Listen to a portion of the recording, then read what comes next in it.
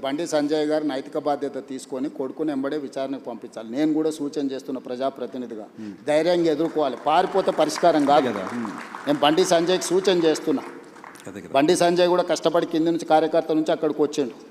కొడుకు తప్పిదం వల్ల ఆయనకు తలవంపులు వచ్చినాయి. కానీ నిలబడి తప్పైనా ఒప్పైనా నిలబడి జవాబు చెప్పాల్సిన బాధ్యత ప్రజాప్రతినిధిగా బండి సంజయ్ మీద ఉంది. దాని నుంచి ఆ బాధ్యత నుంచి బండి సంజయ్ తప్పించుకోలేడు. నేను ఈ వేదిక మీద నుంచి బండి సంజయ్ గారికి సూచన చేస్తున్నా, తక్షణమే నీ కొడుకుని తీసుకొచ్చి పోలీస్ స్టేషన్లో నువ్వే అప్పచెప్పు. దానివల్ల నీ గౌరవం పెరుగుతుంది సమాజంలో. విచారణను ఎదుర్కోమనండి. తప్పో ఒప్పో విచారణ అధికారులు తెలుసా, నిజాయితీ కలిగిన అధికారులను వేసిన విచారణ ఎదుర్కొని నిలబడు.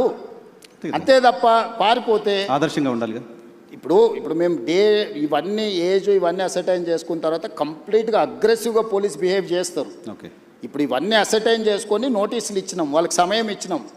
ఆ నోటీస్ సమయం లోపల వాళ్ళు స్పందిస్తారని ఆశ, స్పందించకపోతే పోలీస్ రకంగా వ్యవహరిస్తుంది. దీంట్లో 2 రోజులు వాయిదా వేసుకోవడం వల్ల వాళ్ళకు వచ్చే లాభం ఏం లేదు. నిలబడి విచారణను ఎదుర్కొంటే వాళ్ళ గౌరవమైన పెరుగుతుంది రాజకీయంగా.